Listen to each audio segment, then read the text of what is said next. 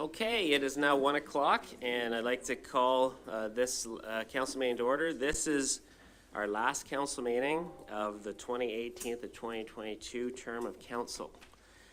So today's no exception. We have a lot of business on our agenda, so let's get back to work here one last time as a council.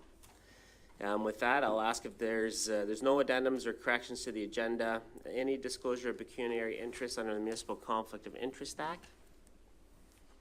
Okay, the first item that we have on our agenda is an appeal hearing, a signed variance. We don't see these items too often, but it's an appeal hearing for a signed variance. And at this point, I will turn it over to Chantalle to introduce this item.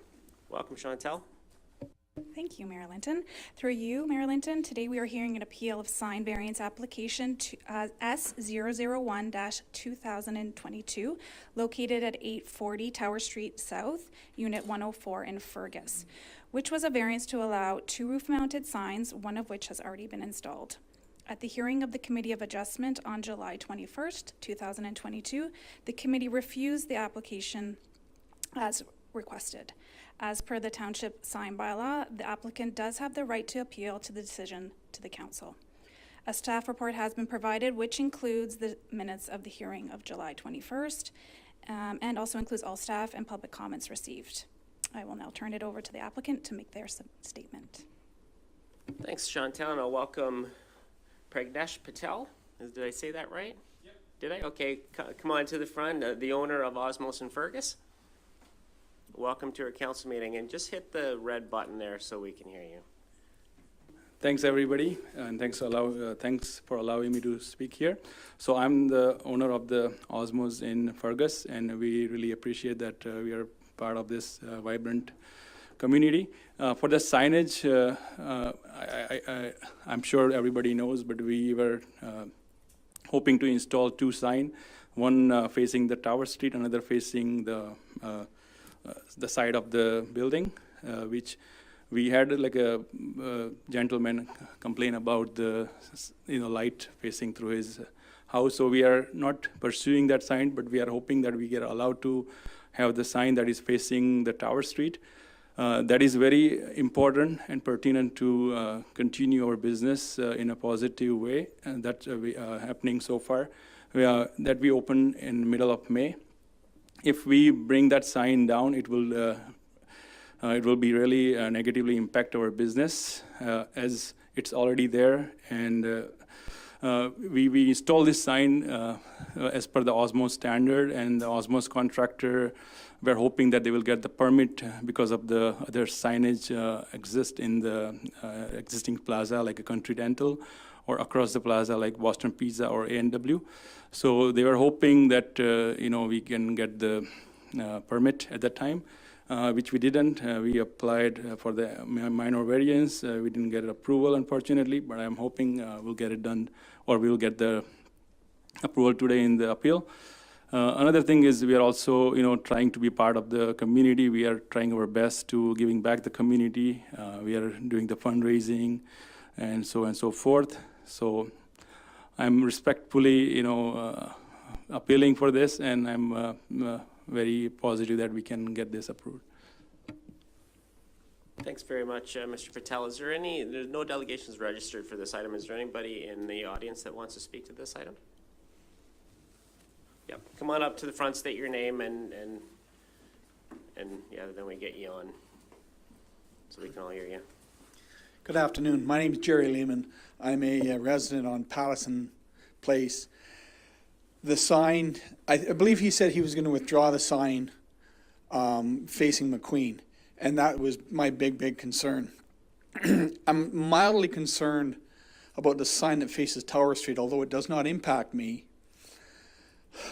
We've got the dental sign, and then there's a pizza place, there's a Chinese food place, there's a Mexican place, and then Osmow's. We start loading up that rooftop with signs, we kind of become Toronto. And I don't believe that's the image that Centre Wellington Fergus want to project.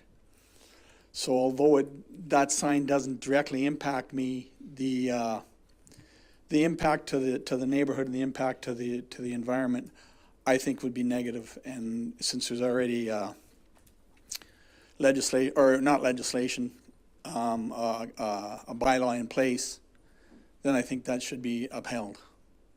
And that's, I think, about the best I've got. Thank you very much. Great, thank you, Mr. Lehman. Turn it over to, anything else I gotta do here before I turn it to council? No? Okay. Just want to make sure I do things right. Turn over to council for council's comments, questions on this one. Councillor Foster? Thank you, Mayor. I have one question for Mr. Patel and one for Chantalle as well. Mr. Patel, just to be clear, can you just affirm you wish to withdraw not having a sign on the tower, on the McQueen Boulevard side of the plaza? Is that correct? Yes, that is correct. Hello? Yes, so we will withdraw the application for permitting that sign. We'll only kind of wish that we can get the approval for the sign that is facing the Tower Street. And I think I'm pretty positive that will not have any negative impact since the resident, they're having issue for the side sign. Follow on, Councillor Foster? Thank you, Mayor. Question for Chantalle.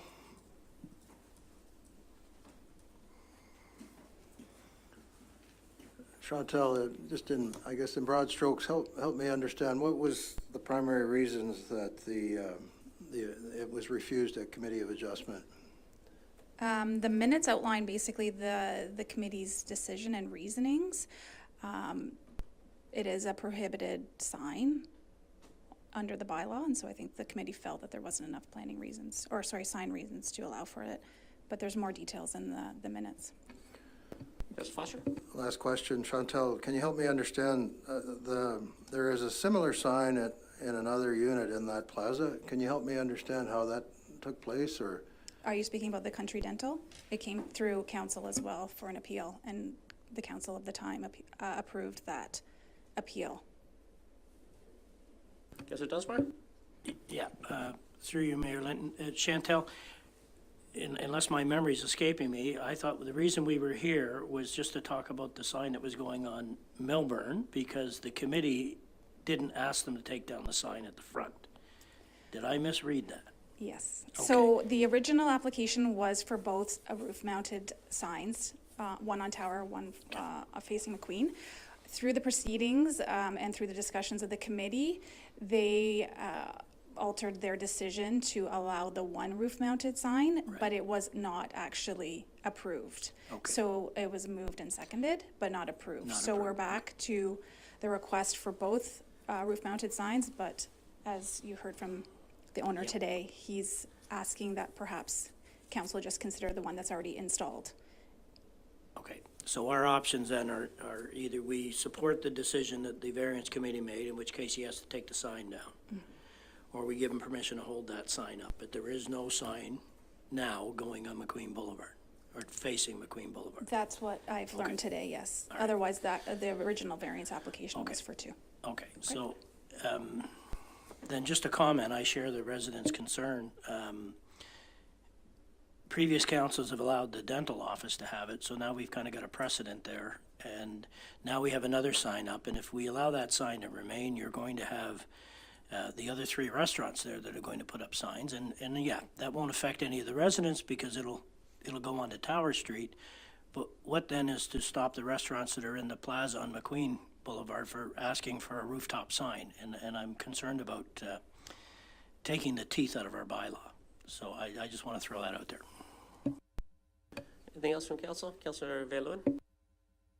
Thanks, Mayor. I actually remember doing the Country Dental sign discussion and actually allowing it, because we have basically policy and then we have exceptions to policy. So policy helps committees to work through their programs and their requests easily.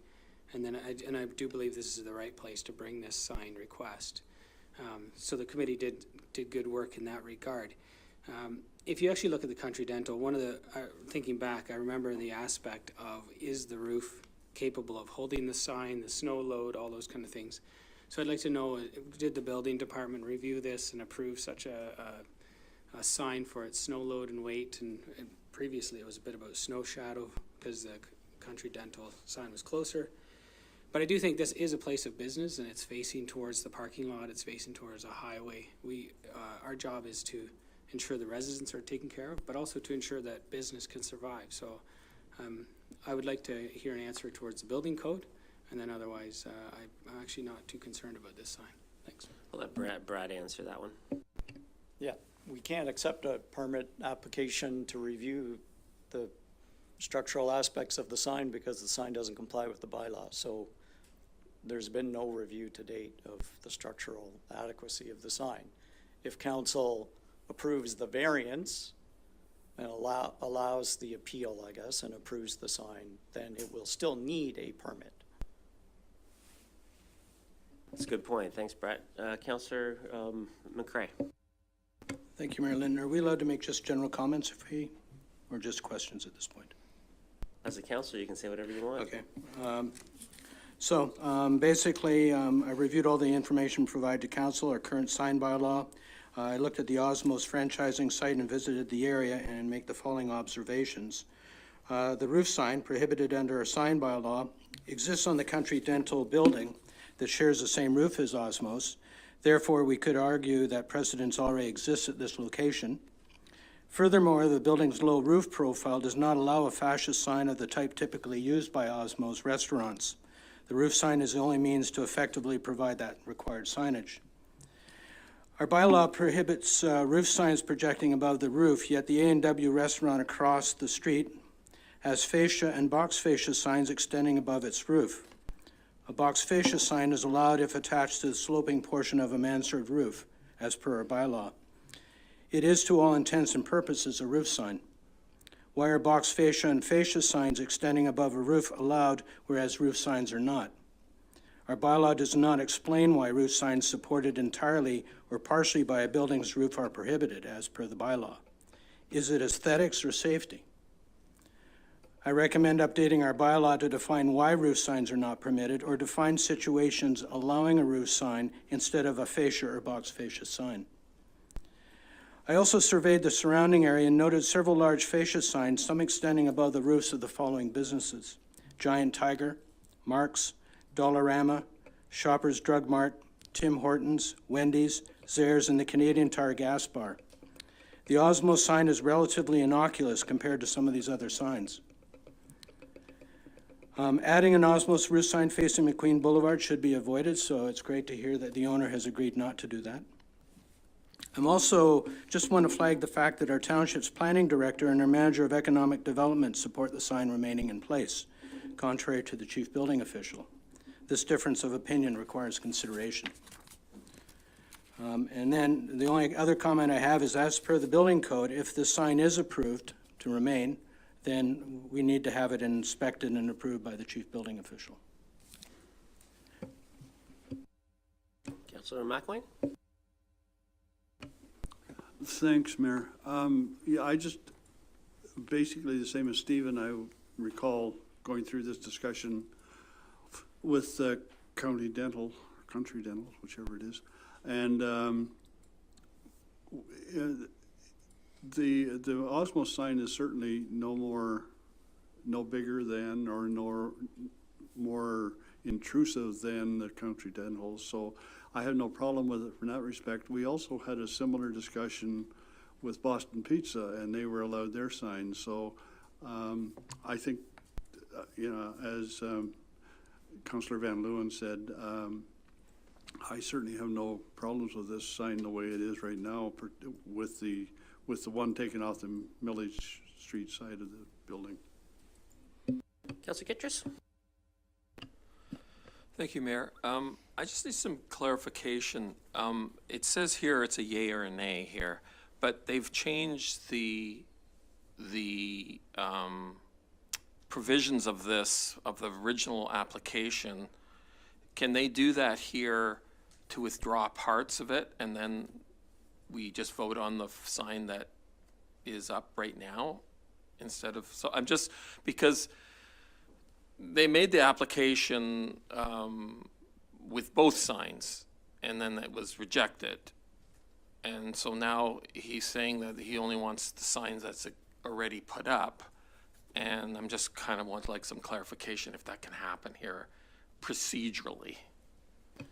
Yeah, what I would suggest doing with the approval of the clerk is taking off the last sentence, and then just the yea or nay, and then the last sentence says, and permit an additional roof-mounted sign fronting onto McQueen Boulevard. So just take that right off, and then read the recommendations, see how council feels about that. Okay, now can I ask, can I just sort of make a statement? I, as with Councillor Van Leeuwen, I recall the Country Dental, and at that time, as Councillor McCrae had said in his comments, there are many people. This is the southern commercial area of Fergus, and there's many businesses that have signs above. And I do believe that staff should revisit the sign bylaw, because as the commercial area expands into the south, there will be many more signs that are higher, and it will be not as in the old part of towns where, you know, you have heritage considerations. There'll be much more commercial. And at that time when Country Dental, I felt that the decision was victimizing a small business as opposed to a corporate business. All the corporations can have high signs, and and they seem to pass with when they get their building permits and stuff like that. But this is a small business, and small businesses need all the help they can get. And so I am for allowing this sign, only on Tower Street though. And I hope that provisions are made for that. Okay, thanks, Council, for that. I remember very clearly our discussion that we had in 2016 with Country Dental, and they wanted an additional roof-mounted sign. And I voted against it for two reasons. The first one was that we were setting a precedent that prepared all six businesses then might come and ask for roof-mounted signs, and I pictured what that would look like, and I didn't like it, so I voted against it.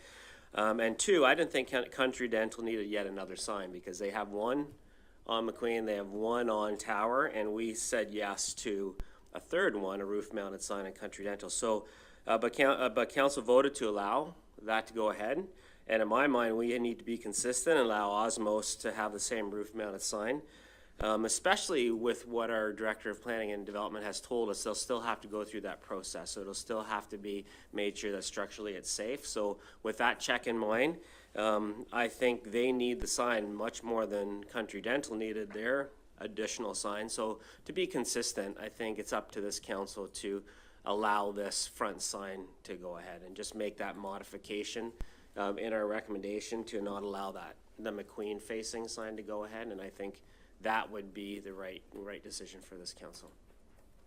That's just my thinking. Okay, I'm going to read the recommendation slightly altered. That the Council of the Township of Center Washington, in considering application S01-2022 and having regard for the following special circumstances or conditions applying to the land, building, or use referred to in that application, whether strict application of the provisions of this bylaw in the context of the special circumstances applying to the land, building, or use would result in practical difficulties or unnecessary and unusual hardship of the applicant, inconsistent with the general intent and purpose of the bylaw, whether the special circumstances or condition are pre-existing and not created by the owner or the applicant, whether the sign that is the subject of the variance will have a negative impact on the surrounding properties, and whether the variance is desirable for the appropriate development of the subject land on which the sign is to be erected. Do hereby grant permission for the variance from the provision of the sign bylaw 2013-004 for relief from section 2.2.2.1A4, which prohibits roof signs on the property described as 804 Tower Street South, Unit 104, Plan 821, Lot 1, Part Lot 12, RP 61R7401, Parts 1 to 5, Fergus Township of Center Washington. The effect of the variance is to approve the existing roof-mounted sign fronting onto Tower Street. Move for that, please. Councillor Dunsmore, seconded by Councillor McElwain. All in favor? And that is carried.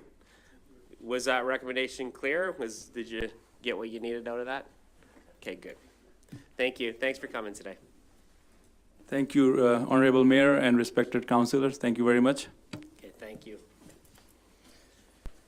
Okay, moving on to section 5, the approval and adoption of minutes. We have 3 sets of minutes, and I think Councillor McCrae wants us to separate out one set of those minutes. Which set would you like us to pull out? Thank you, Mayor. If we could separate out the 22nd of August minutes, because I declared a conflict of interest. Okay.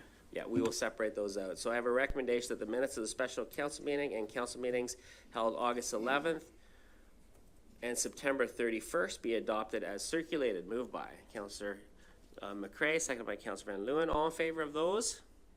And that's carried. And the minutes of the council meeting held August 22nd be adopted as circulated. Moved by Councillor McElwain, seconded by Councillor Dunsmore. All in favor? And that is carried. Okay, so now we have some fun. Council member recognition under section 6. So this is, as I mentioned earlier, this is the last meeting of this council, so we're going to spend a little bit of time here. Firstly, I wanted to thank every member of this council. I know that being a member of council can often be a thankless job at times, and we've all been there. And I know that each one of you puts a lot of time, energy, passion, and skill into this job, and you've taken your responsibility seriously. Each one of you comes to our council meetings prepared and ready for discussion. I know I have some conversations with other mayors where they tell me that their councillors aren't prepared for the sessions. I say I never have that problem. Whether we agree or disagree, we come prepared to discuss. And thanks for that. Thanks to each of you for your valued contributions for serving our community over the last 4 years. The discussions we've had and the decisions we've made have impacted the lives of residents both now and in the future. So as a group, we should be proud of what we have accomplished for our community over the last 4 years. In 2018, we established our strategic plan, and since that time, we've checked off one strategic priority after another. I want to provide a few highlights. We're almost shovel-ready to launch Centre Wellington's first business park in North Fergus. Thanks to our citizen-led economic development task force, some of the members are here today, for their ongoing community leadership supporting us in doing what is necessary to bring new jobs to town. Our 2% bridge rebuilding capital levy has enabled us to build or rebuild an unprecedented 21 bridges in 8 years. A new $27 million operation center is now in process without requiring a dime from the taxpayers. We've moved forward with innovative policy changes to make living in Centre Wellington more affordable for more people. Thanks to our citizen-led Healthy Growth Advisory Committee for hundreds of volunteer hours on providing excellent recommendations to council. And Centre Wellington residents will never have to worry about the quality and quantity of their water. The council has passed resolutions that ensure the public use of water is more important than any other water-taking uses. And we move forward with projects to rehabilitate our current wells and to build new wells. We have supported the new Groves Hospital, initiated downtown revitalization efforts, established new parks, new trails. Thanks to our citizen-led Community Services Advisory Committee for all your efforts in providing council with solid recommendations to improve the quality of life in Centre Wellington. We've protected our heritage in many, many ways, including this council's recent commitment to move forward with heritage district projects. And thanks to the citizen-led Heritage Centre Wellington for all your hours and hours of research and discussion to help continue to promote and protect our rich heritage here in Centre Wellington. We've accomplished all this and more during a global pandemic. So thanks to council for your leadership during COVID-19. We provided local grants, a shop local program, and made numerous decisions to keep our community safe, including our amazing partnership with Wellington, Dufferin, Guelph Public Health and the County of Wellington to provide a vaccine clinic right here in Centre Wellington's Sportsplex. So over the past 4 years, we've taken a long-term strategic approach to doing what is necessary to make Centre Wellington a better place to live and work. And the fun thing about taking a strategic long-term approach is that the next council will get credit for the decisions that we've made in this council. For example, new businesses and new jobs coming to Centre Wellington because of this council's decision to move forward with its 56-acre business park. And future rental housing projects that will be built on our highway commercial zones because of this council's decision to revise our zoning requirements to allow for standalone attainable housing neighborhoods. This council has established a foundation for positive change. Thanks for your leadership. And thanks, councillors, who recognize that none of these accomplishments would have been possible without passing our annual budgets year after year. Like putting gas in a car. You've made these accomplishments possible. So thanks to the members of council for your dedication and service this past term of council. I want to recognize each member of council individually while our CAO presents you with a token of our appreciation. And this is a beautiful photography from our local photographer, Jessica West. So I hope you enjoy them. Councillor McElwain, a member of the Elora BIA, the Groves Memorial Community Hospital Board, Heritage Centre Wellington, and Community Stakeholders Group for Health Professionals, Recruitment and Intention. Thanks, Kirk, for your years of dedicated service to our community. And we're going to get a picture of all of us in the middle after this is done, too.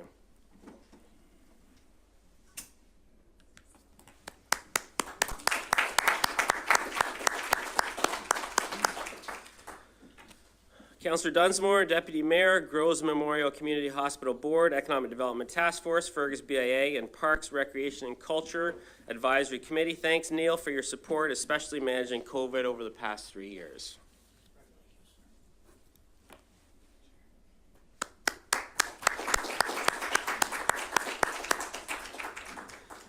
Councillor Foster, Victoria Park Senior Centre and Centre Wellington Hydro. Thanks, Bob, for your years of service.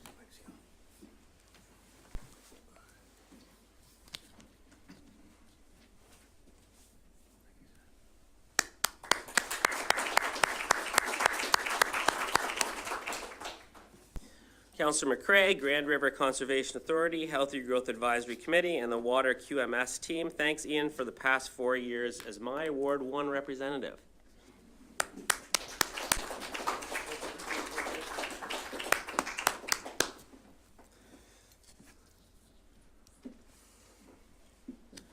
Councillor Kittredge, Farm Safety Association, Grand River Not-Profit Housing Corporation, Safe Communities. Thanks, Stephen, for your years of service to our community.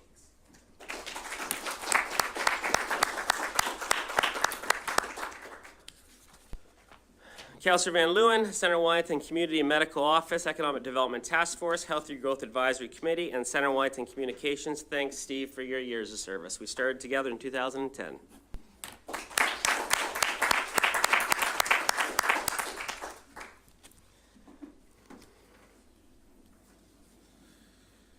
Okay, Dan. Turn it over to Dan for a second, our CEO. Thank you, Mayor Linton. I have a few words to say about Mayor Linton. Mayor Linton has served 1 term as Township Councillor and 2 terms as Mayor, including 2 terms as Warden of the Wellington County. So that makes 12 years of service for the Township, for staff and our community, which is quite an accomplishment. Mayor Linton's strong administrative background and his experience in municipal government has contributed to the success of our community. Prioritized spending, smart growth, and advocating for open and honest leadership has been his message in a positive and successful working relationship with Township staff. Mayor Linton's passion for public engagement and communication was key in ensuring Township put our residents first. He promised residents full transparency and an opportunity to speak to him 24/7. He hosted 4 Mayor Town Halls a year, including virtual during the pandemic, to showcase the major projects and priorities that the Township was undertaking. His door was always open, and he ensured through his numerous radio appearances and monthly newspaper articles that residents knew what was happening in their community. Through many council-approved initiatives, Mayor Linton demonstrated his goal of making Centre Wellington the best place to live, work, and play. From the development of a new business park, leading our community during a pandemic, and supporting local businesses, one thing remains constant: his unwavering commitment and his love for this community. Mayor Linton serves on many community committees, including the Economic Development Task Force, Healthy Growth Advisory Committee, Centre Wellington Communications, Centre Wellington Energy, and the Groves Memorial Community Hospital Board, and many, many others since 2014. Thank you, Mayor Linton, for your years of dedication, leadership, and support.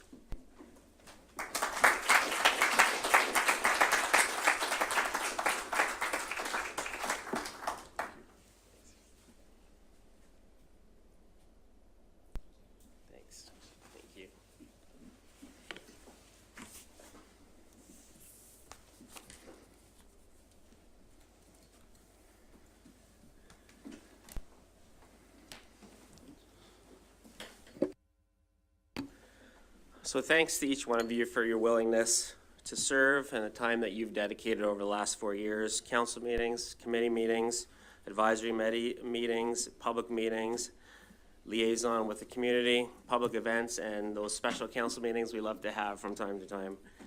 So I know we don't do it for recognition, but we do it for our residents. So thank you for the last 4 years.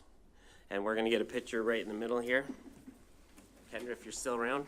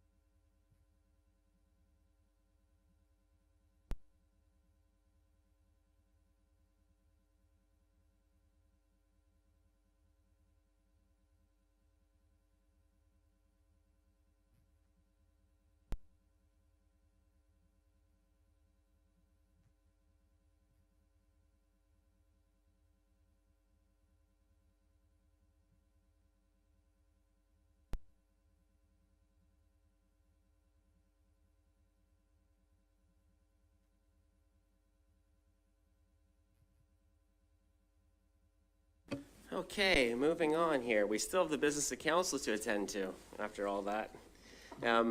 As far as the Mayor's County Report, we have a county meeting on Thursday, so I don't have anything for that. And we also have a county meeting in November, so the county council just operates as if nothing's going on right now. So that's good.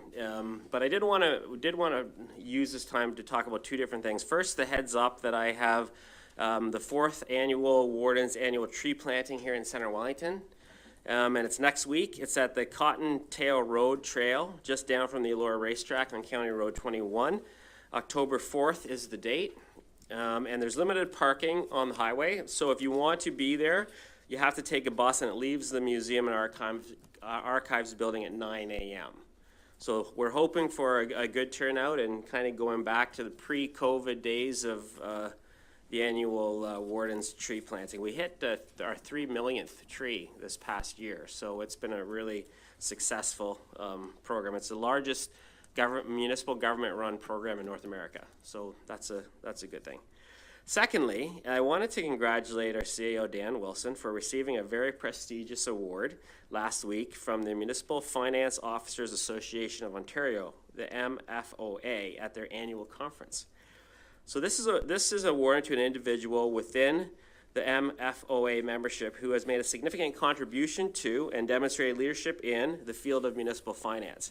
The criteria are to hold a current membership for the Municipal Finance Officers Association of Ontario or be employed by a member municipality, practice in the field of municipal finance for at least 10 years, participated on committees or workshops dealing with topics relevant to municipal finance, becoming involved in various professional and or political associations within the province of Ontario, and demonstrated leadership in the field and excellence in municipal finance. So actually, Dan was actually attending this MFOA conference as a speaker. He was invited to showcase Center Wellington as a case study on asset management and our incredible success at rebuilding our bridge infrastructure. So he let me know today that they had to shift the presentation to a larger venue because there are too many people signed up for the presentation. And we just happen to have him here as our CAO. So since 2017, the township has benefited greatly from Dan's financial leadership, and it's capped off by the first ever staff-prepared asset management plan in 2022. So on behalf of Center Wellington Council, our community, congratulations, Dan, on this impressive award.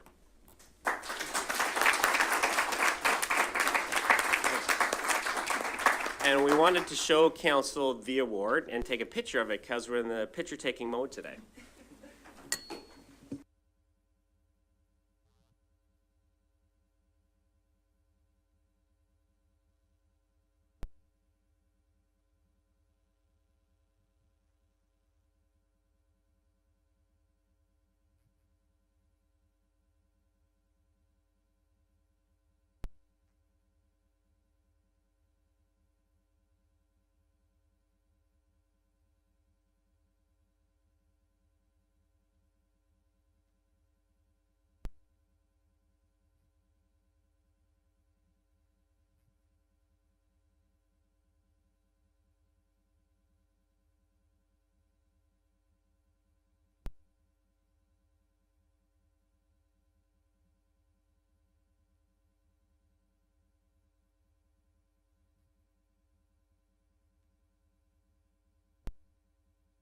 The next item that we have on the agenda is councillor committee updates, and I know there was a couple, but I'll just go around the room. Just put up your hand if you have an update. Councillor Dunsmore? Yeah, I'll just say this, that the CSAC committee met and just highlighted what they've done over the last 4 years and how appreciative I was. I expressed to them on behalf of council how appreciative we are of the efforts that citizens put in on those committees. Councillor Foster? Thank you, Mayor. Just want to mention 2 items briefly. I attended the EDA, the Electricity Distributors Association meetings last week, and just a shout out to Center Wellington Hydro. We're in good hands with our own locally owned utility. Secondly, as we kick into September, the Center Wellington Seniors returning to lots of programming, seniors lunches, many good things, and I encourage seniors in our community to have a look at the programming. Lots of good stuff there. Thanks, Councillor Foster. Councillor McElwain? Thanks, Mayor. Unfortunately, I missed the Heritage meeting this month, but in the BIA meeting, the only exciting news, I guess, is the BIA have announced their new administrator, and it's Julie Denny replacing our previous administrators. So thanks. Thanks, Councillor McElwain. Any others? Councillor McCrae? Thank you, Mayor Linton, through you. September was a busy month, healthy growth. We reviewed and approved the committee actions and recommended next steps summary before the council today. The QMS highlights from the 3rd quarterly meeting. We learned that there were no water incidents of regulatory non-compliance or adverse drinking water tests. We received updates on the new replacement well F5-R, high lift pump repairs at F1 and F6, the iron filter for F7, water main leak detection efforts, and some water main repairs. The wastewater treatment updates indicate no regulatory non-compliance and 2 bypass incidents, one associated with heavy rain and the other with heavy rain and electrical issues. Staff resolved both problems and completed the required regulatory reporting. Work continues on SCADA control improvements and flushing and sewer camera work in Fergus to develop a sewer rehabilitation program. GRCA. On September 1st, the board learned the Ministry of Natural Resources and Forestry was designated as the ministry responsible for administering the Conservation Authorities Act. The Ministry of the Environment, Conservation and Parks no longer has duties, functions, or responsibilities under the Conservation Authorities Act. The Ministry of Environment, Conservation and Parks will remain responsible for administering the Source Protection Program under the Clean Water Act 2006, so the GRCA will still function in that role as well. Also at our September 23rd meeting, we approved the progress report number 2 as required under Ontario Regulation 68721 under the Conservation Authorities Act. We also filed an exception request letter to the MNRF for chair and vice chair term limits. We approved the financial summary and also human resources policy update related to acceptable use of information and information technology resources. We were also advised that our October meeting will be a hybrid, allowing board members to attend in person or electronically. Councillor Vinlund? Thanks, Mayor. I don't have one particular update, but I wanted to reiterate what Councillor Dunsmore had said about the committees. Like every single time that we have a committee update, I think we should recognize how much work and volunteer work has happened in every single background committee. And what surprises me is it's all volunteers.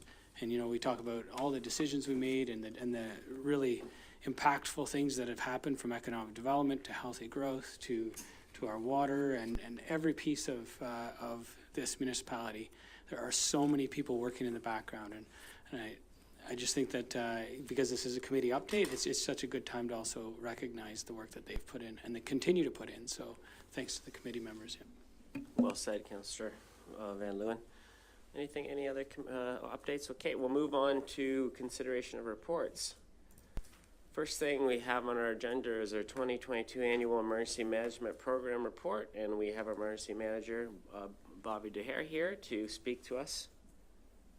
Welcome. Thanks, Mayor, and through you. I'm happy to be here today to provide the 2022 Annual Emergency Management Program Report, and it summarizes the Township has satisfied the requirements under the Emergency Management and Civil Protection Act and Ontario Regulation 38004 for 2022. Starting off with the program committee, the committee met virtually on March 1st of 2022. We discussed items such as the hazard identification and risk assessment, emergency response plan, training needs, and the annual exercise. More specifically with the emergency response plan, came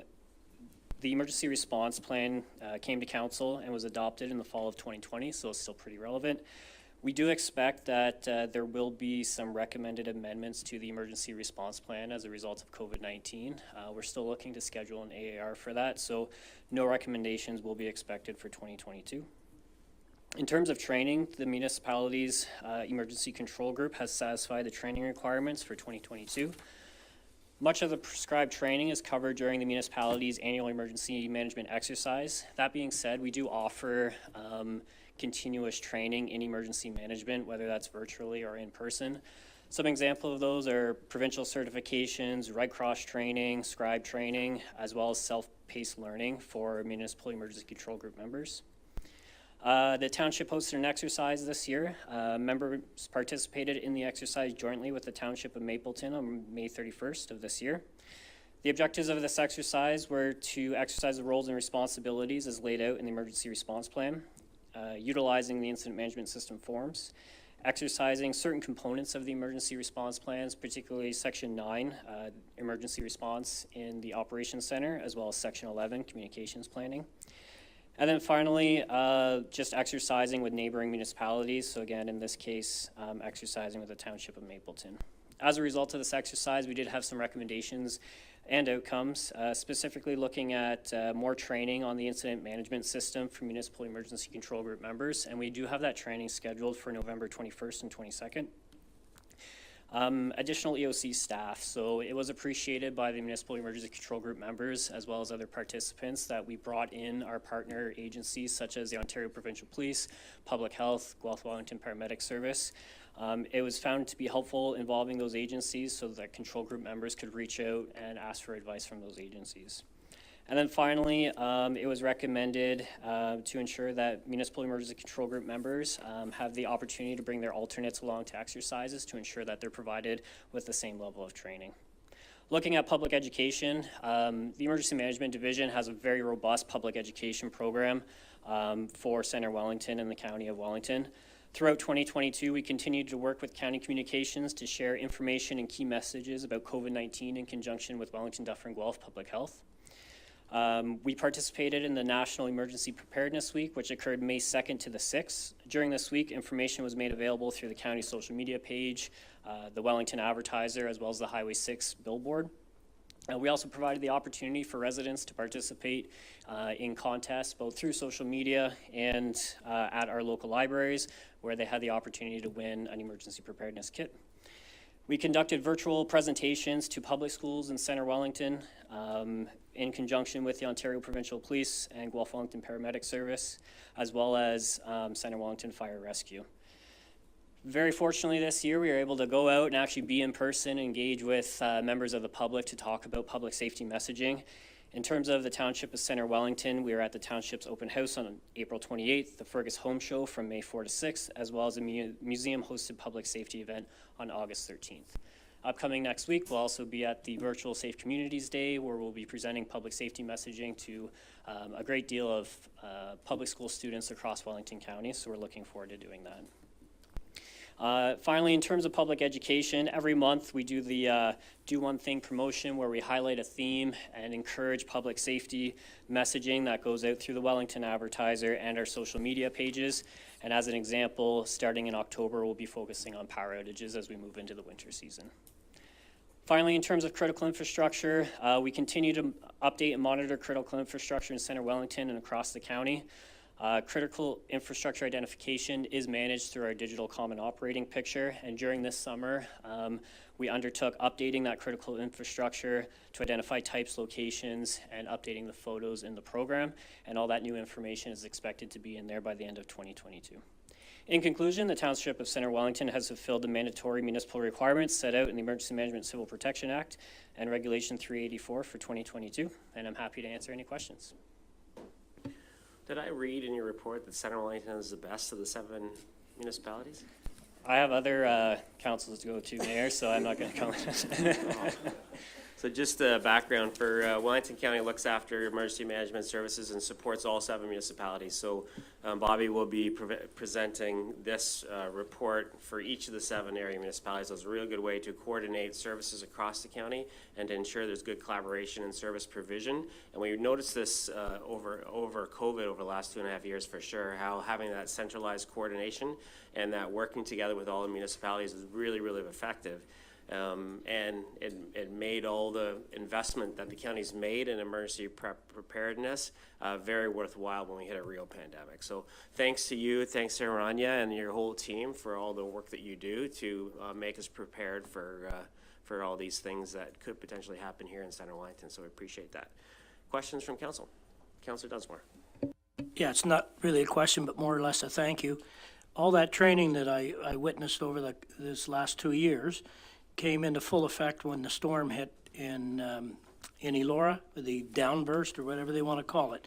A lot of trees down, a lot of power lines down, people trapped in their vehicles, and I was fortunate to be a part of the debrief and understand exactly how hard our staff worked and how well coordinated they were. So all your training paid off, and things were cleaned up relatively quickly, and there was absolutely no loss of life. So the way our fire department pivoted with the public works to get people out of cars, to get power lines taken care of, with the Center Wellington hydro jumping, and the coordination was tremendous, and you and your team and our senior management team all deserve credit for that. Anything else from council? Okay, I have a recommendation here in your package, and I'll read it right now. The Township of Center Wellington receives Emergency Management Report EM 2022-01 dated September 26, 2022 regarding the status of the Township's Emergency Management Program for 2022, and further that Council of the Township of Center Wellington accepts the annual status report of the Township's Emergency Management Program for 2022. Moved by Councillor Dunsmore, second by Councillor McCrae. All in favor? And that is carried. Thanks very much, Bobby, to you and your team. 8.2, zoning amendment for the 7048 6th line in West Garafraxa, and I'll turn it over to our senior planner, Mariana. Welcome, Mary. Do you need a desk with you there, or are you okay? We have a caddy that we could probably bring in here. Welcome, Mariana.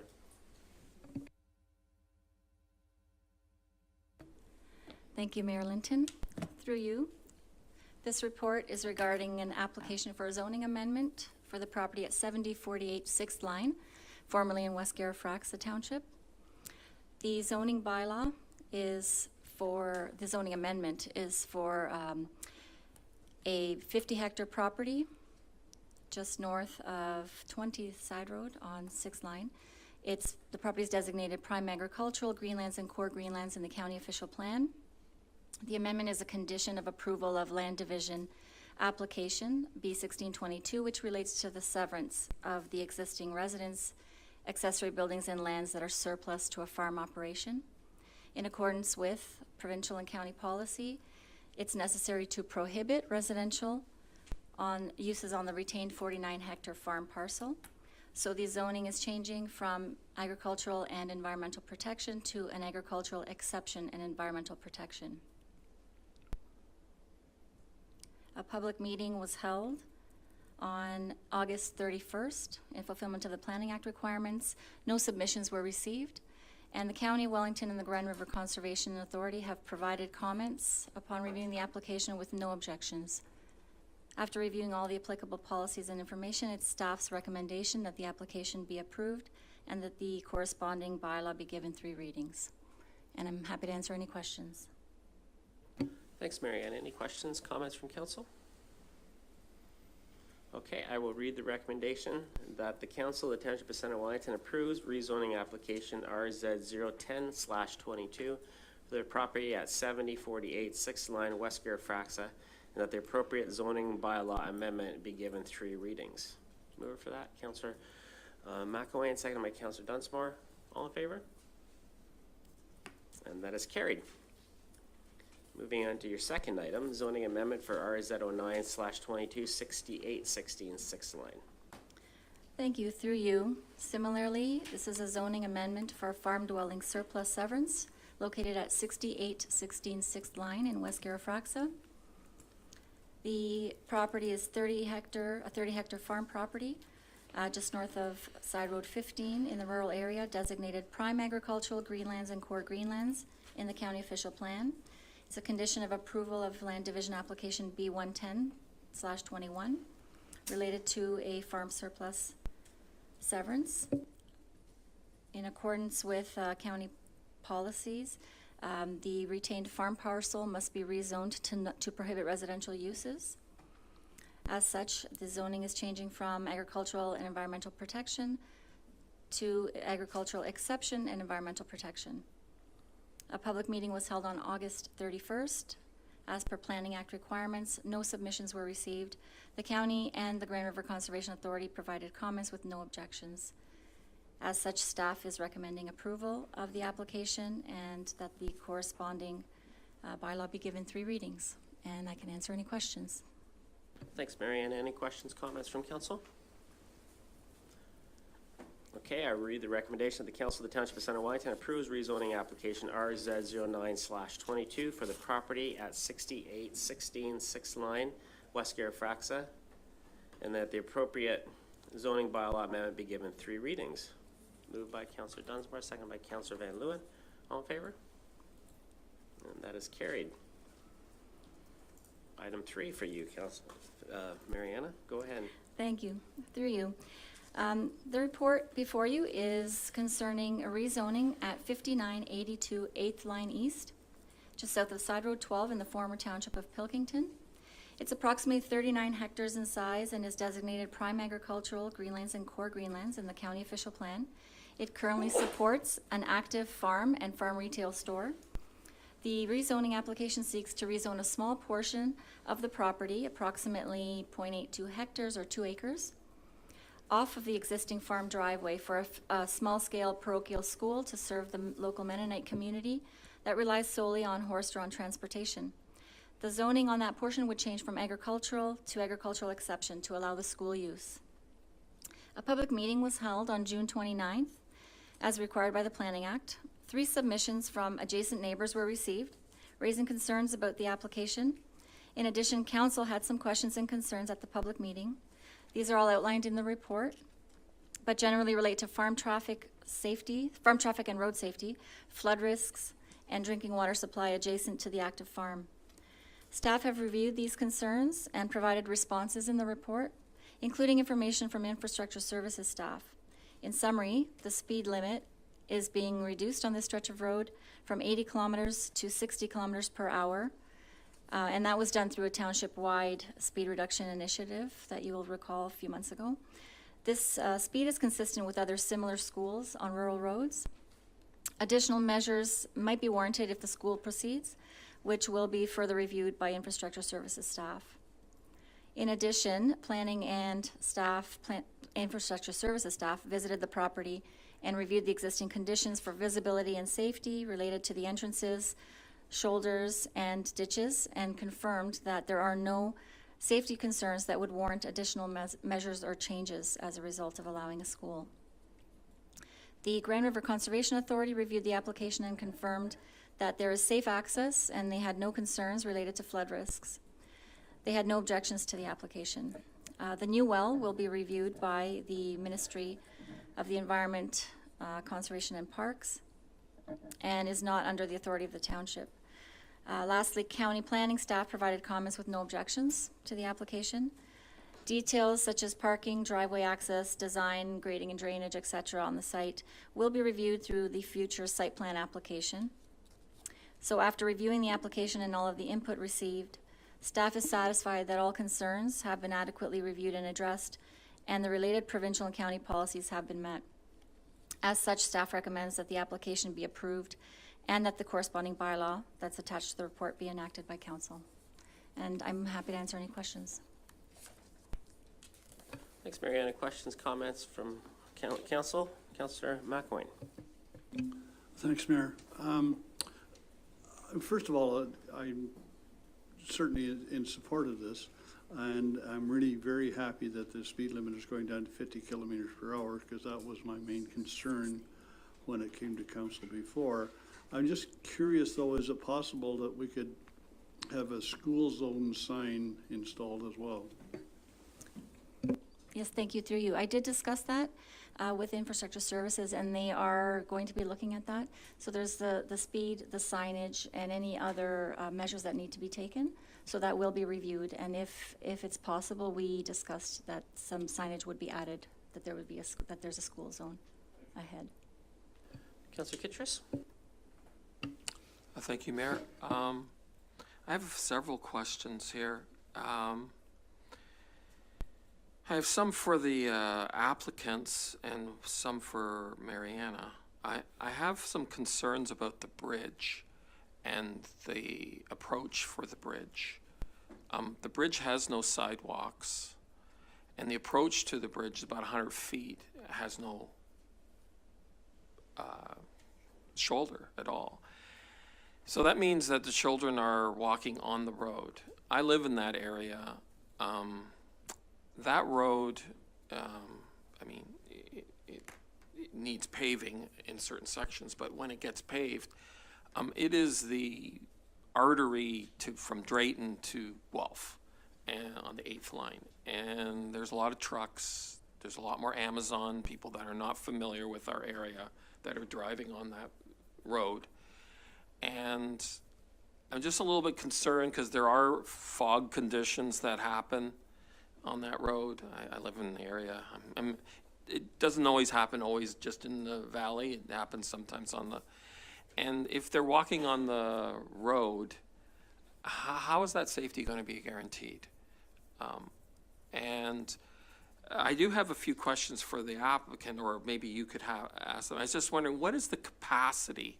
They mentioned there's only going to be 14 students, but I would assume that that's not what they're building this school for. They're going to be building for more students. So what is the capacity for this? So those are my first two questions. Through you, I think I'll answer the second question first. The capacity, I believe, ultimately will be approximately 50? 40.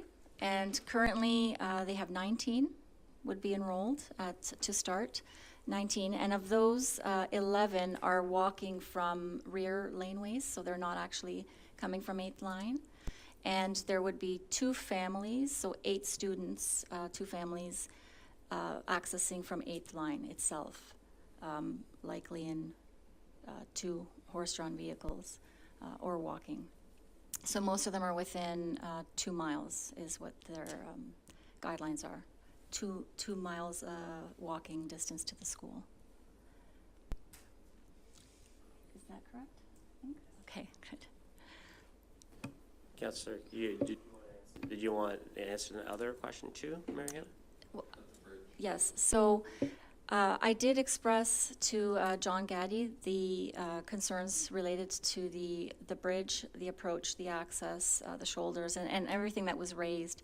So we went out and looked at it, and in reviewing everything, he didn't indicate that there were any unique circumstances there or anything that needed to be addressed, but I can raise that again with him in light of the bridge and whether anything can be done, or there's any possibilities of putting any kind of warning signs or whatever measures there might be. And I'm not sure if Colin might have something to add to that, but I will look into it and raise it as a concern. Councillor Kittrus, following? When I spoke with the resident, because he phoned me, I'd said that when they talk with the town to perhaps get the school signs. And also, when we have schools, we generally move them to 40 in town. Mm-hmm. So is there like a rural that's 60? Or like, because I just feel that road, there's a lot of speeders on that road. Like all municipalities are talking about speeding, and who's going to monitor that speed? And so what provisions are made for that speeding? Thank you. Through you. So the speed has already been reduced, but in light of the fact that the school, if the school is approved, there will be additional review done in this area to see if further measures are needed, whether traffic calming measures or further speed reductions and signage. So that's all going to be reviewed to see if anything additional needs to be done. But the other schools, as I mentioned, the other rural schools all have a speed of 60. In front of them. I'm not sure, I'm not aware of any that have anything lower than that in the rural area. But it will be reviewed if this application is approved. Follow on, Councillor Kidd. It mentions that, and you've just reiterated, that there's 11 students traveling through a back path. Is that their property, or like, is it conservation land, or what is that back path? And where does that path go from? Is it from Weisenberg, or? Let me just see here. I'm not sure if perhaps they could answer that, but the, I have a map and I can pull it out that they provided to me. So the back lane, I don't know if you can see it there, but it's coming from Weisenberg Road. And then there's, yeah, so the back lane would be from Weisenberg. Can you see that? Councillor McCray. Thank you, Mayor Linton. Through you, I had the opportunity to drive out along 8th Line. In fact, I used to commute it years ago. And I also visited the site and met with several of the members of the school committee and reviewed all of the concerns raised during the public meeting, and I was satisfied with what I heard. As well, I'd raised the issue about the proposed wells exposure to runoff from the feedlot, and upon visiting the site, I saw the area's topography, and I don't see that as an issue because the well is going to be located near the top of the hill, so away from the feedlot. So I certainly have no problems with this request. Anything else from council? Okay, I will read the recommendation that the Council of the Township of Center Wellington approve zoning amendment application RZ08/22 for the property at 5982 8th Line East, Pilkington, and that the corresponding bylaw be given 3 readings. Can I move for that? Councillor Foster, second by Councillor Dunsmore. All in favor? And that is carried. Thanks, Mariana. Thanks for coming to council today. Feel free to stay.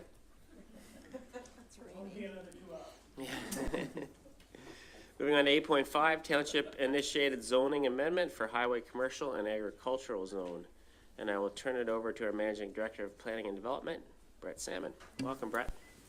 Thank you, Mayor Linton. As council is aware, we've been working on a township-initiated bylaw. This bylaw comes, I guess, through our advisory committees. The Healthy Growth Advisory Committee is responsible for one part of it that deals with highway commercial zone changes, and a subcommittee of our Economic Development Task Force is responsible for recommending and pushing staff to come up with regulations that affect the agricultural zone. So I'm going to deal with the agricultural zoning amendments first.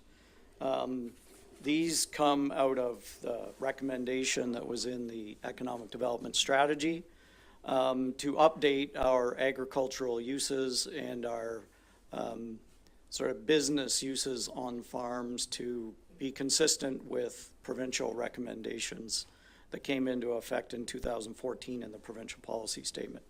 So in 2014, the provincial policy statement was updated to include policies regarding agricultural uses, a new definition of agricultural uses, and also a new definition of what are called on-farm diversified uses. And so we're adopting the 2014 PPS definitions of those 2 terms in our draft zoning regs. And in 2014, the PPS was updated again, but those 2 terms were not changed, the definition. So just for the benefit of council, when you talk about on-farm diversified uses, that means uses that are secondary to the principal agricultural use of the property and are limited in area. On-farm diversified uses include, but are not limited to, home occupations, home industries, agritourism uses, and uses that produce value-added agricultural products. So in our bylaw, we have taken advantage of guidelines that were prepared by the Ontario Ministry of Agricultural, Food and Rural Affairs in 2016, and those make recommendations with regard to the allowable area on a property that on-farm diversified uses can take up. So in the provincial guidelines, an on-farm diversified use can occupy no more than 2% of the property to a maximum of 1 hectare. And the gross floor area of buildings used for on-farm diversified uses is limited to 20% of the 2% that I just mentioned. So you can have 2% of the land area on your farm as an on-farm diversified use, and then 20% of that area can be used for buildings. And that's the aggregate of all of the different on-farm diversified uses that someone might have on a farm. So we've also will create a document that brings forward some of the other recommendations that identify things that are not agricultural uses. We think because these are new that we need to include explanatory notes with a bylaw or create a guideline that will help people when they're making applications. The second part of it is it's recommended that we use site plan control. So that is part of my report today as well. There's a bylaw that imposes site plan control for on-farm diversified uses. The other thing that the subcommittee of the task force was interested in was providing additional housing opportunities in the agricultural area. So the proposed amendment also includes provisions related to allowing additional dwelling units within agricultural zones. And the proposed regulations include what the County of Wellington has put into their OP. So we ensure that additional driveway access from the streets not created, additional dwelling units aren't severed, they have to comply with MDS, and they're to be located within the existing farm building cluster. So we believe that we've put together a draft bylaw that is consistent with provincial policy and conforms to the county official plan. And I also point out with regard to site plan control that our bylaw that we're putting forward today would also apply site plan control to those secondary dwelling units when they're detached and go in a new building. The second part of the amendment is changes to the highway commercial zone. That, as council is aware, came about as a result of the Healthy Growth Advisory Committee and their work on attainable housing, and then ultimately to increase the supply of rental housing. So one of the subcommittees of Healthy Growth is dealing with policy and zoning. We started out with a review of housing that was done by some students from the University of Guelph. They recommended in particular that the township had a shortage of rental housing in particular.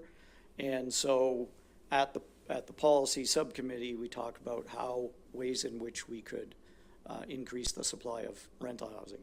And one of the things that we felt could be done relatively easy by the township would be to encourage apartment units above commercial uses in the highway commercial areas that are away from the downtown core and the heritage area. We have traffic, higher volumes of traffic. We have lots of parking lots and things like that already exist. And we wanted to make it easier to add apartments above those units. So in the highway commercial zoning regulations, we've created new rules that are intended to make it easier to build up in those zones, as long as you still have commercial uses near the street. So we're talking about allowing an increase in height if you include a mixed-use development to go from 11 meters to 18 meters. And then we're also looking at other regulations that will require those buildings to be stepped back where they're adjacent to a residential and in proximity to the street. Those regulations were presented to council. We got the approval to go ahead with a public meeting. The public meeting on both of these amendments was held on June the 29th.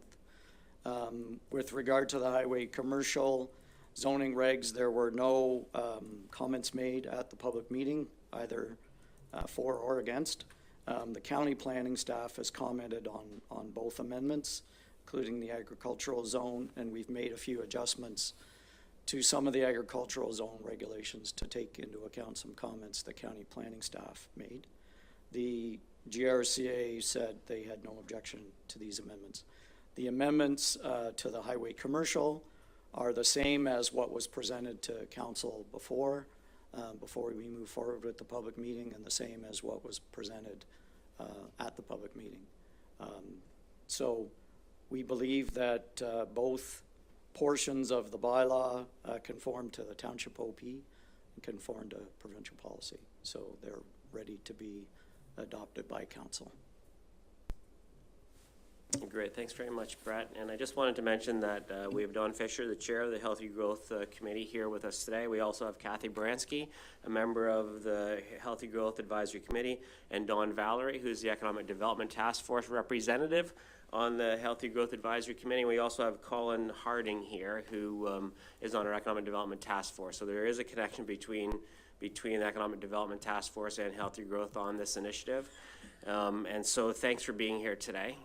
This was a lot of work, and just following some of the comments that Councillor Van Leeuwen made, it's a lot of free work for people. And so I really, really appreciate the work that the Healthy Growth Committee has done, both in the main committee and the subcommittees. We have two subcommittees, the Policy and Zoning and the Financial Incentive Subcommittee, and significant amount of discussion, really good discussion has gone in to this recommendation that you see in front of you. And I know Brett and Mariana have spent countless hours as well overseeing these committees and subcommittees, so thanks to our staff as well. For doing this. So a lot of work has gone in behind this. So I just wanted to mention that to council before I turn it over to council for their thoughts and comments. Councillor McElwain. Thanks, Mayor. Just for clarification, Brett, does the highway commercial zoning have restrictions on what type of building or what kind of residential can be built above the commercial? It doesn't have to be rental, does it? It can be condos or something of that nature if the builder wants to do that. I just need clarification. That's right. Like in terms of zoning, we don't have authority to regulate tenure. So an apartment is an apartment, whether it's a condo or a rental. So, but in our experience, most of these types of buildings do provide rental housing where they're instead of condominiums. Creating a condominium where you have a mix of uses is more challenging than a condo building, for example, that's all residential. So the examples that we see are where it's rental above. So we think that it's more likely that units that we get as a result of this measure would be rental. Follow on, Councillor McElwain. Is there any thought into using the CIP program to kind of focus the builders the way we would like them to go on this, just to make sure that we get what we want? For sure. We are working on updating our CIP, as council knows. That'll come forward early in the next term of council. And we're looking at, I guess, a few things. First of all, aligning our CIP programs with what the county has in their Invest Well program. There's some things that they have in Invest Well now that our CIP doesn't support. So we want to make sure that the biggest range of incentives is available. And then secondly, both the county and the township are working collaboratively on the types of housing-related incentives that we could offer. So certainly we expect there to be a greater range of housing incentives as well that could be used in these highway commercial areas. Councillor Kittredge. Thank you, Mayor. I have some questions about the rural properties, the additional housing on there. Is that just one unit, or is it, can you have more than one unit additional? Because I know that Caledon has several units that they can be doing for housing. Under the current Planning Act rules that we're intended to implement through our zoning bylaws is allowing one additional unit that is within or attached to the dwelling that exists, and one in a separate building. So effectively adding the possibility for 2 new dwellings on an agricultural property. There is interest, and there are other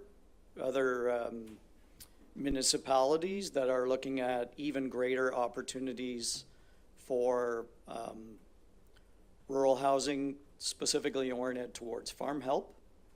And that, I think, is going to require the county OP to be modified before we could bring anything of that nature forward. That was a significant part of the discussion of the subcommittee that we had early on. And then we came to the conclusion that the county OP didn't have the policy framework in place that we would need to put it into zoning. So for now, it's adding 2. Follow on, Councillor Kittredge. Thank you, Mayor. We've just heard from rural to have a school, and I don't see that as listed on here. Is that because each case is to be amended as it's as the request is done, or it's not part of this here? So. Yeah, that's correct. What we're allowing here are we're changing our agricultural use provisions to be wider than they are now, I would say. And we're adding the on-farm diversified uses. But a school in an agricultural area is not normally permitted. It wouldn't be permitted as an on-farm diversified use. The County of Wellington OP contains specific rules that relate to schools that are required by the population that relies on horse-drawn carriages, i.e. the Mennonite community. So that's not something that's in provincial policy otherwise. It's something special in the County of Wellington OP. So this general amendment won't have anything to do with any rural school of any kind. They would always need an amendment. Councillor Foster. Thank you, Mayor. Brett, I have 2 questions. First, I'm picturing like a 100-acre farm, and I think you mentioned 20% max or 1 hectare max, which would be about 2 acres, can be used for an on-farm business use. And of that roughly 2 acres, the building can be no more than half that. That would mean you've got let's say a garden center on 1 acre and 1 acre of parking, which would be a hectare of the total. Am I correct in that? Or Pretty perhaps- close, pretty close. So Yeah, it's. could you just review the that for me? So the maximum is a hectare, but it's 2% of the area that the use could cover, and then to a maximum of a hectare. So if it is a hectare, that's about 2.5 acres, just shy of 2.5 acres. And then it's 20% of that is the building coverage of that area. So much less than half. Gotcha. But okay. Again, that's the aggregate of all the different on-farm diversified uses that might be on one farm. So you could have more than one on-farm diversified use and on 100 acres, but none of that can total more than the 2% or the 1 hectare.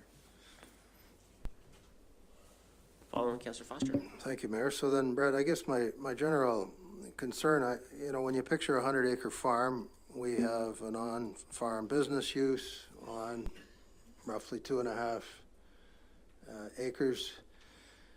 We have the potential also to add 2 additional units. So I'm picturing a farm with a farm use, 2 apartments on it, and also an on-farm business use. There's some point, Brett, where we're starting, I think of this as urbanizing the countryside. I receive many complaints about such things as nutrient management, the noise of farming operations. At some point, though, the various uses to apartments and a farm business, there's a point where we're starting to urbanize the countryside. I wondered if you could comment on that. I wouldn't call it urbanizing the countryside, but I hear your comment. I guess my point is that the provincial government, or my answer would be the provincial government through OMAFRA has specifically identified these as things that are permitted in a prime agricultural area. And the idea of the on-farm diversified use is to benefit the agricultural community by allowing greater opportunities for additional income, for example. So you could, by having an additional business on your farm, and then the housing supply problem we have, I think, from what we hear, is it's not just an urban problem, it's a rural problem too, that people in the rural area, especially during COVID, what we saw is a lot of people wanting to bring family members from maybe a retirement home or a long-term care home in the urban area out to live closer to them in the rural area. There's farm help needs, family members that work full-time on a farm. So additional housing opportunities for the entire, I guess, agricultural community are what these things are meant to provide. And again, it's the provincial government that created the opportunity because they're promoting, and we work very closely with, on our subcommittee, the leader of it was our local Federation of Agriculture rep. So these things are being done for the benefit of the agricultural community, not the detriment. Councillor Kittredge? Thank you, Mayor. For the additional housing unit that you're building, does that have to be a family member, or can that be not a family member also? It can be for anyone. It's specific in the provincial regulations that we're not to regulate who the occupant of a residential unit can be. And the same thing goes for the business uses. The business use doesn't have to be a family member or someone associated with the owner of the farm that's operating it. Thanks very much, Council. Thanks, Brett.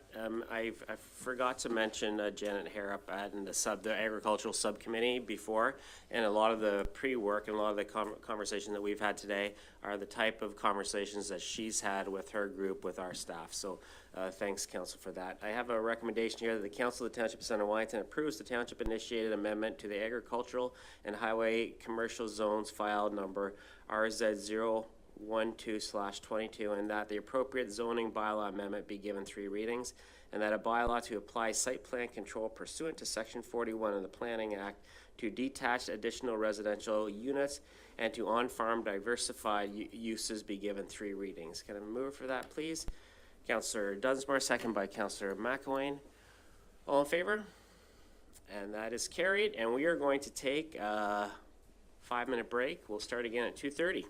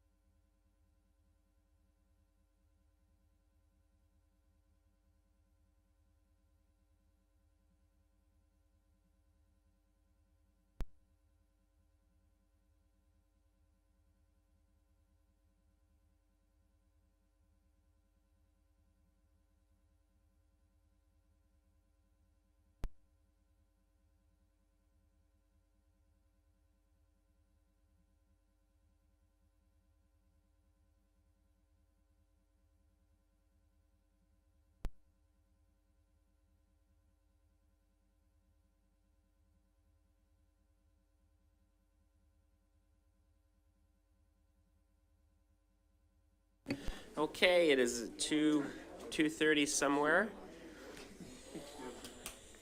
And we'll go on to item 8.6, a heritage permit for 176 Smith Street. And we have a report from Mariana. Welcome again, Mariana.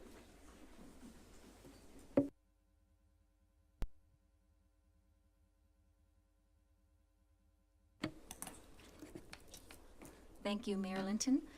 Through you, this report concerns the property at 176 Smith Street. It's for a new addition to a designated heritage property. The owners are proposing to add an addition that includes a garage, second story, and some additional living area on the north side of the property. Property is known as the Craft House property. And the designation bylaw is attached, as well as photos and renderings attached to the report. So in accordance with Heritage Act requirements, council must make the decision on alterations to the property in consultation with the Municipal Heritage Committee. So the plans went to the committee on August 9th at their regular meeting. There was some discussion there where the committee made some recommendations on alterations to the proposed addition to be more in keeping with the heritage attributes that are listed in the bylaw. So those changes were made and came back to the committee on September 13th.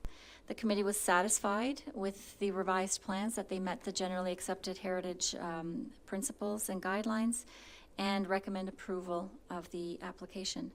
So as such, staff recommends approval of the heritage permit as per the attached plan submitted with the application, and I'm happy to answer any questions.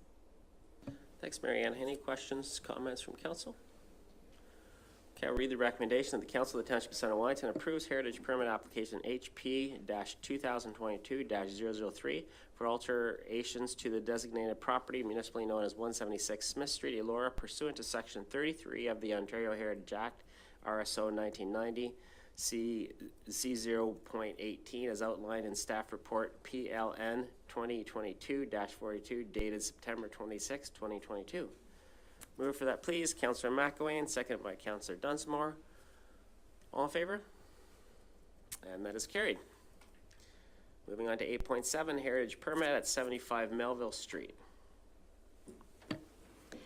Thank you. Through you, this is for a heritage permit for the Allure Center for the Arts, 75 Melville Street in Elora.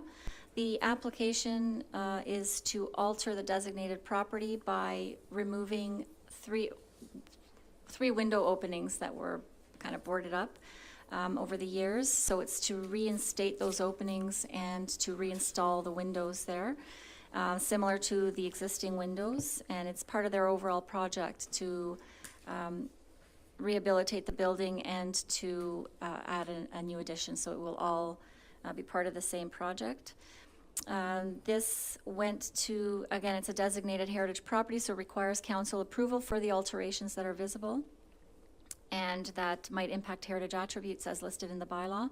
Went to the Heritage Committee on September 13th, and the committee had no concerns as it meets all of the generally accepted heritage principles with no negative impacts. So as such, staff recommends approval of the heritage permit application as per the attached information submitted with the application, and I'm pleased to answer any questions. Thanks, Marianne. Anything from council? Okay, I'll read the recommendation that the Council of the Township of Center Wellington approves heritage permit application HP 2022-004 for alteration to the designated property municipally known at 75 Melville Street, the Elora Center for the Arts, Elora, pursuant to Section 33 of the Ontario Heritage Act, RSO 1990, C018, as outlined in staff report PLN 2022-48, dated September 26, 2022. Mover for that, please. Councilor McCray, second by Councilor McElwain. All in favor? Thank you very much. And thanks for joining us, Leanne, and give the good news to the Elora Center for the Arts, folks. 8.8, partial demolition at listed property, 270 St. David Street North, front porch and second story. Mariana. Thank you. Through you, Mayor Linton. The application is a notice of intent to demolish, and it's the front porch and the second story projection above. This is a medical office, and they require additional space. So also the porch is in very poor condition. So the notice of intent is to demolish those two portions only at the front of the building in order to facilitate a new addition at the front on both stories, a slight increase in the office space. So the Heritage Committee reviewed this notice of intent to demolish and had no objections to the demolition at its meeting on September 13th. So as such, staff recommends that council allow the demolition to proceed and that the property remain on the municipal register for any future demolition. And I'm happy to answer any questions. Thanks, Mary. Any questions, comments from council? Okay, I'll read the recommendation that the Council of the Township of Center Wellington approves a new partial demolition request for the front porch and second story projection over the front porch at the listed property known as 270 St. David Street, North Fergus in the Township of Center Wellington, and that the property remains on the Municipal Heritage Registry as a non-designated listed property. Moved by Councillor McElwain, seconded by Councillor Foster. All in favor? And that is carried. Thanks, Mariana, for bringing all those reports to us today. Moving on to the amendment to the subdivision agreement for Haylock Farms, and I'll turn it over to Brett. Thank you, Mayor Linton. What's before council is an amendment to the existing subdivision agreement that was executed in June of 2020 with regard to the first phase of draft plan 23T15001, which is otherwise known as the Haylock subdivision, or South River, the developers calling it. The first phase had 175 units, and all the development, as council aware, is services went in, the storm pond is constructed, the parks are under construction, they've done a park agreement. So now they're looking ahead to the next phase. And there's a provision in the draft approval that draft approval can expire after 5 years if the developer doesn't renew it, or if they don't get to the completion of all of the phases of development within that 5 years. So that's what's really driven the request to add the second phase to the existing agreement. So what's before you is a simple amendment to take the land area of the second phase and add it into the agreement that we already have registered on title to the whole property for the first phase. There's approximately, or a maximum of 264 units that remain in the rest of the development beyond the first phase. And so having the subdivision agreement extended will enable them to register that second phase and not require the draft approval to be extended. The applicant's agent sent his regrets for not being able to be here today, but they're anxious to move forward with this council because it's this council that approved the previous agreement, approved the service financing agreement, and approved the parks agreement. So they felt that they wanted to have this amendment get done by this term of council. So it was a simple amendment. The township lawyer has reviewed it, and the changes were made based on his input. Thank you. Thanks, Brett. Questions, comments from council? Councillor Foster? Thanks, Mayor. So Brett, you would effectively call this a housekeeping item. The impact of the amendment is, there's nothing noteworthy there. No, it's they need an agreement to proceed with the second phase, and this is taking all the same terms of the first phase and implements all of the draft approval conditions.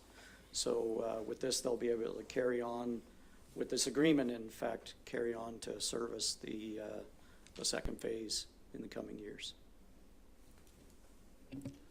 Okay, I'll read the recommendation that the Council of the Township of Center Wellington authorizes the mayor and clerk to execute an amending subdivision agreement between the Township and Haylock Farm Limited in respect of Phase 2 of Draft Plan of Subdivision 23T-15001.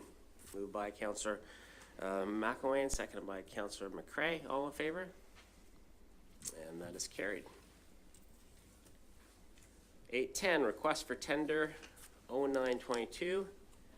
Turn it over to Adam McNabb. A report was completed by Sandy Wiles.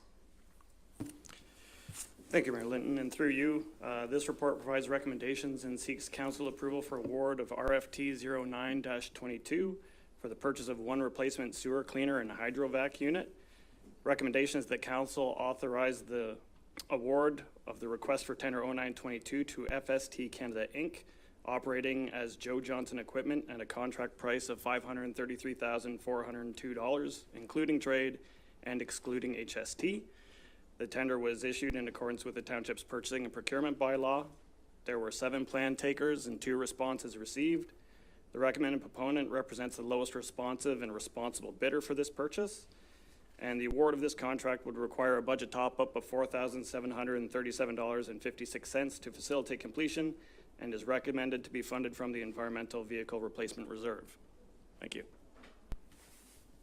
Thanks, Adam, and thanks, Sandy, for this report. Any questions, comments from council? Councillor Foster? Question for Engineer Adam. Adam, are you able to take a question? No, I'll ask your question. I'll determine who the best Okay, person I'd is. like, okay, my question, Adam, since you gave the report, is this the third sucker truck we'll have, or is it a replacement? Colin? Through Mayor Linton, so this is a replacement of an existing 12-year-old vac excavation truck. Following Councillor Foster? Thank you, Mayor. Colin, have you ever considered, well, first of all, I have 2 questions. How often do you deploy a truck like this? These trucks are highly utilized. They are involved in a variety of maintenance items for township operations. This one in particular supports the environmental services side and is involved in certain things like hydro excavation, catch basin, manhole cleanouts, sewer line flushing as well, daylighting of utilities. We also have a unit on the public works side that assists with hydro vac excavation, signposts, and daylighting utilities as well. Councillor Foster? Thanks, Colin. I guess my question is, how often? Do you use it 8 hours a day, 40 hours a week, 160 hours a month? Is it deployed every hour of every working day? How often do you actually use it? Through Mayor Linton, I'd have to get that data for you. I don't have that off the top of my head. Following Councillor Foster? Last question, Colin. Have you ever looked at whether this is something we could contract out to a contractor? So you're suggesting, instead of staff doing it, to contract it out? I'm just asking if we have ever considered whether this could be done by a private contractor rather than purchasing this vehicle. Through Mayor Linton, we haven't looked at that in detail. Anything else from council? Okay, I'll read the recommendation of the Council of the Township of Center Wellington award request for tender number 0922 for one sewer cleaner and hydrovac unit to FST Canada Inc., operating as Joe Johnson Equipment at the contract price of $533,402, including trade and excluding HST, and that the funding for the project be revised as outlined in report COR 2022-54 dated 26th of September 2022. Mover for that, please, Councillor Dunsmore. Seconded by Councillor McCray. All in favor? Opposed? And that carries. Thanks, Colin. Thanks, Adam, for that. Moving on to 811, single source award for the Bissell Park Pedestrian Bridge deck repairs. And I'll turn it over to Adam Gilmore, Manager of Engineering. Welcome, Adam. Thank you, Mayor Linton. So through you, this is a single source purchase award for some replacement components for the Bissell Park pedestrian bridge. So this is a key bridge. It links the north and south side of the river in Elora. And recent inspections through our OSM inspection program have revealed that the bridge deck is in need of repair. It's manufactured of steel deck planks. So we had the manufacturer of the bridge, Eagle Bridge, based in Kitchener, come out to take a look at what might be required to repair that bridge, and then to provide a quote for supplying those materials that they manufacture. They took a look at it and put together a quote for us. So the value of that of the work was estimated at $54,582. That's excluding non-rebate HST. That would include removal and disposal of the existing steel planks, supply and install of 366 galvanized planks and retaining angles, and then some minor repairs they have identified on the south and floor beam and threshold plate of the bridge. So to ensure compatibility with the existing bridge, they're the manufacturer of the bridge, they make the components. We feel as though it's warranted to award this work to them as a single source purchase award. And the value of the upset limit of the contract, including non-rebate HST, would be $55,543. Want to note that we do have currently in our 10-year bridge capital plan a project to address the repairs of that bridge. We estimated the value of that work at $270,000. This was based on an estimate that was developed a few years ago where we assumed there would be additional bridge components that would also need to be replaced. It was determined on further inspection that those components, namely the bearings and the bridge, are actually in good shape and not in need of replacement now. We can go ahead with the with just replacing the steel planks comprising the bridge deck at this time at that lower value of approximately $55,000. Thank you. Thanks, Adam. Any questions from council on this one? Councillor Kittredge? Thank you, Mayor. So this is not actually approved in our budget, but you're asking for us to approve this for 2024. And I'm just wondering, isn't there a provision if we're lame duck that we don't do these things, like ask for additional amounts, especially over 50,000? And so I'm just wondering, like, is there some emergency here for the winter, or like what's involved here? Like, I know that it's in Elora, and there's this north-south thing, but I'm just wondering, can it not wait till the next council? I'll let our CEO answer that one, because there's a few components to the question. I think he'd be best able to answer this one. Thank you, and through Mayor Linton, this is something that we have in our bridge repair and maintenance accounts for this year, actually. So the work is funded this year to be done this year, and it's within our budgeting provisions. We're bringing it to council because it requires a sole source report. We're not doing a competitive bid. We're giving the work to the vendor that originally installed the bridge because of a compatibility issue. So it's within budget availability for this year. And yeah, we're bringing it forward because we need to sole source the award. Councillor McElwain? Thanks, Mayor. The bridge will be closed for some period of time while you're doing this, Adam? Yeah, thanks, Councillor McElwain. Through you, Mayor Linton. So we anticipate it'll be closed for a period of approximately 2 weeks. And the contractor has indicated that, if we give them the go-ahead, that they could be available to get that work started in October. Likely towards the end of October now, it will be closed for a period of approximately 2 weeks. Follow on, Councillor McElwain? Thank you. Given that the bridge is going to be closed for that period of time, is there any thought or possibility of cleaning up the north end of the bridge at the same time? Because the trail coming down there is slippery, wet, messy, all of the above, dangerous actually. And if the bridge is closed anyhow, it might be a good time to do those repairs. Okay, yeah, thank you, Councillor McElwain, through you, Mayor Linton. Absolutely, I think we can take a look at that, and that's perhaps something we can achieve with our own staff, trying to do that cleanup work at the same time. Thank you. Anything else from council?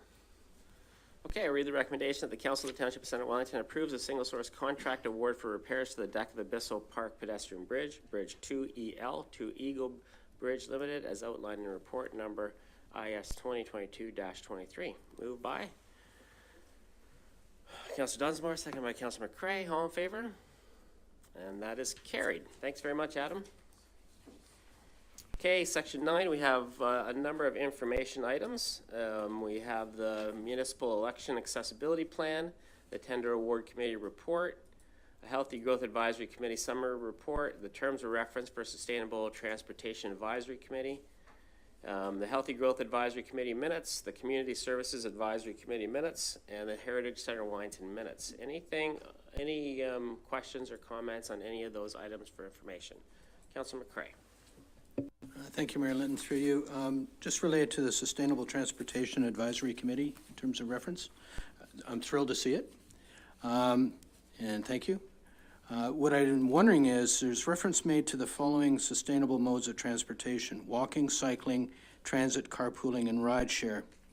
As a community promoting diversity, equity, inclusivity, we should add rolling to the description to address the use of, say, a stroller, a mobility device such as a walker or a wheelchair.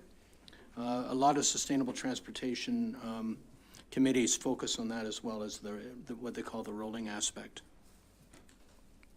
The other thing is, I'm just questioning, does bi-monthly mean twice a month or every 2 months? Through Mayor Linton, the intent is to meet once every 2 months. Every 2 months. Okay, thank you. And then under expenses, could it include attendance at the annual bike summit in Toronto?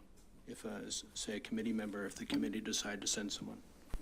Yeah, absolutely. I think the bike-friendly communities was mentioned in the resolution too. So these are part of the work plan or the action items coming out of the committee. So that those are both, I think, candidates for things to be implemented through the committee.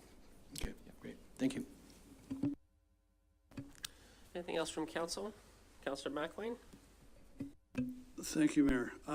This one is going back to my favorite bug of mine. The report specifically says that the councillor on the advisory committee cannot be the chair.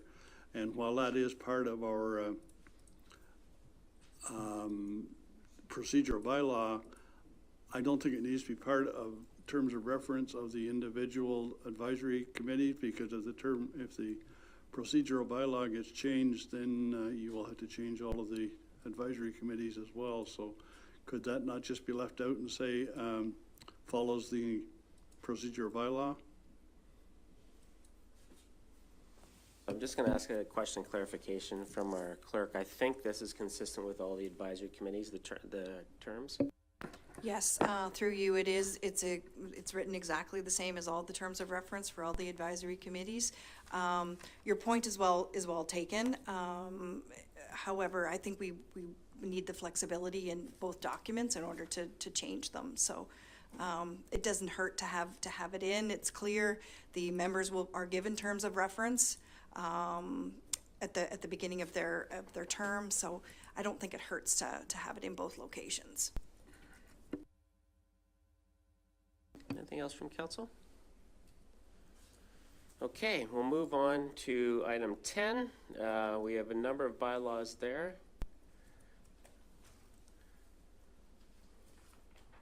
And I'm just going to read them. I'm not going to read them all out, but 2022-70, a bylaw to amend the township zoning bylaw. 2022-71, a bylaw to amend the township Center Wellington zoning bylaw, the things that we went through today. 2022-74, amend the highway commercial and agricultural zones bylaw. And then the subdivision agreement there. So the recommendation is that the bylaws 2022-70 through 2022-75 be read a first, second, and third time and passed, signed by the mayor and the clerk, and the corporate seal affixed. To move for that, please. Councillor McLean, second by Councillor Dunsmore. All in favor? And that is carried. Notices of motion. Motion where notice was given, no. Confirmatory bylaw, a bylaw to confirm the actions of council. I have a recommendation that bylaw 2022-76 to confirm the proceedings of council at its meeting held September 26, 2022 be introduced the first, second, third time and passed in open council. Moved by Councillor Dunsmore, seconded by Councillor McCray. All in favor? And that is carried. So just before we move to adjourn, I have a couple comments that I want to make, and it will be short. Trust me, it will be short. I know we're fighting against the clock here for our parking. Okay. Oh, in that case, okay. So I just want a couple notes that I have. The past 8 years of mayor have been memorable for me. I've had the privilege of working with some really, really good staff here. Our Center Wellington team is better than ever. We've brought in some really good new folks, and we've retained some really high performers here. So that's a sign of good leadership and a well-run organization, our ability to attract and retain the best. So Dan, it's been great having you as our CAO. Really sorry that I won't have the chance to work with you more for any longer. Well, another month and a bit, but beyond that. Brett, Pat, Colin, Adam, been a pleasure working with you. We have a great senior management team. I will miss working with each of you, and I know our community, for what they know about municipal government, they get the benefit of our great senior team that we have here. Carrie, thanks to you and Lisa for keeping us on track over this term of council. Couldn't have done it without you, that's for sure. Some of the times got kind of spicy, and appreciate your leadership on that side. Rashid, thanks for your timely leadership in HR. Make sure you tell Rashid I said something about him because he's not here right now. He's helping us to retain and attract great people here at Center Wellington. He came at a really important time for the organization. Thanks, Kendra. Worked closely over the last eight-ish years with her, providing strategic communication to our community, something that we made a priority, and I really needed her help to make sure we got clear, consistent messages out to the public. It's so important for local government. So thanks, Kendra. It's been a pleasure working with you. And I really wish I could mention every person by name, but I know as soon as I go down there, we'll be here for hours, and you will get that parking ticket. And I know I'll miss some people. So I'll miss working with the whole team. I really have had an excellent 8 years for me. Our community is in very good hands right now. And so thanks to the CW team, it's been an honor to be your mayor over the last 8 years. And with that, Councillor Kittredge, one last chance to move an adjournment. He did it. Oh, phew. Councillor Dunsmore, seconded. All in favor? And we are adjourned. Thanks very much, Council. This is the end of our 4-year term. Almost. Thanks.